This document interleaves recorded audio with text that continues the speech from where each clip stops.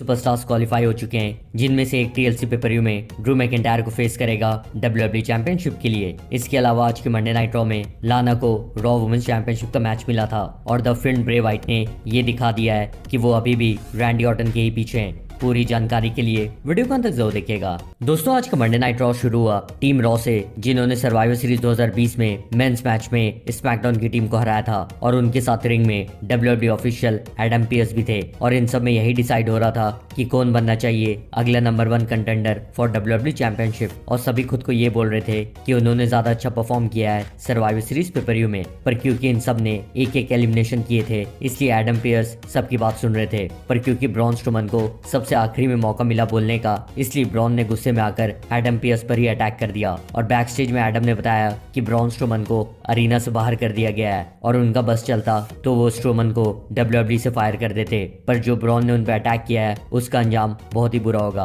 और फिर Bobby Lashley और रैंडी ऑर्टन एक एक करके एडम के पास आए खुद को नंबर 1 कंटेंडर बनवाने के लिए और इसलिए एडम पीयर्स ने आज रॉ के लिए 3 सिंगल्स मैच अनाउंस कर दिए, जिसमें जीतने वाले अगले हफ्ते रॉ में ट्रिपल थ्रेट मैच में फाइट करेंगे और उस मैच में जीतने वाला ड्रू मैकिंटायर को फेस करेगा टीएलसी पेपर में डब्ल्यूडब्ल्यूई चैंपियनशिप के लिए। दोस्तों, रॉ का पहला मैच हुआ कोफी किंगस्टन और जेवियर वुड्स का शेल्टन बेंजामिन और सेड्रिक अलेक्जेंडर के साथ रॉ टैग टीम चैंपियनशिप के लिए, पर दूसरे हफ्ते लगातार न्यू डे ने हार्ट बिजनेस को हराकर उनका चैंपियनशिप बचा लिया है और डब्ल्यूडब्ल्यूई टाइटल के लिए पहला क्वालिफाइंग मैच हुआ शेमस और मैट रिडल का। और मैच के आखिरी मोमेंट्स में जब शेमस ने मैट को सबमिशन दिया तो मैट ने उसे रिवर्स करके शेमस का पिनफॉल करवा लिया और वो क्वालिफाई हो गए अगले हफ्ते के ट्रिपल थ्रेट मैच के लिए। और बैक स्टेज में लाना काफी खुश नजर आई क्योंकि वो सोल सर्वाइवर बची थी रॉ की वुमेन्स टीम में और आस्का ने उन्हें टाइटल मैच भी दे दिया। पर जब आस्का और लाना का रॉ वुमेन्स टाइटल का मैच हो रहा था तो नाया जैक्स ने आस्का पे अटैक कर दिया और मैच डिस्क्वालिफिकेशन से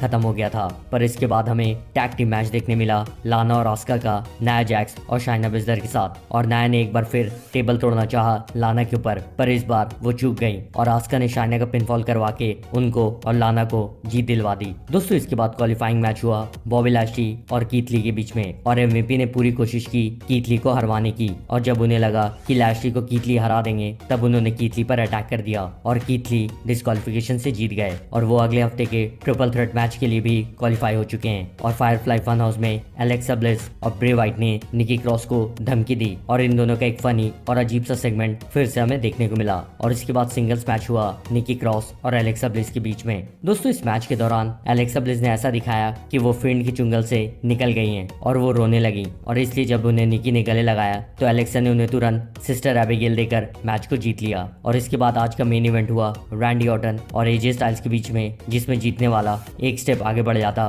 डब्ल्यूडब्ल्यूई चैंपियनशिप मैच के लिए। दोस्तों, इस मैच के दौरान द फिंड ने 2 बार डिस्ट्रैक्ट किया रैंडी ऑर्टन को और इसका फायदा उठाकर एजे स्टाइल्स ने फिनोमिनल फोरआर्म रैंडी ऑर्टन को मारकर ट्रिपल थ्रेट मैच में उनकी जगह बना ली है। और अब अगले हफ्ते रॉ में एजे स्टाइल्स, मैट रिडल और कीथ ली का ट्रिपल थ्रेट मैच होगा, जिसमें जीतने वाला टीएलसी पेपर में ड्रू मैकिंटायर को फेस करेगा डब्ल्यूडब्ल्यूई चैंपियनशिप के लिए। और आज हमें ये भी पता चल गया कि फिंड की स्टोरी रैंडी ऑर्टन के साथ ही कंटिन्यू होगी। वैसे दोस्तों, आपको क्या लगता है कि ट्रिपल थ्रेट मैच में इन तीनों में से कौन जीतेगा? कमेंट करके मुझे बताएं। और रैंडी ऑर्टन और द फिंड ब्रे वाइट का मैच हुआ तो इन दोनों में से जीतने के ज्यादा चांसेस किसके हैं, ये भी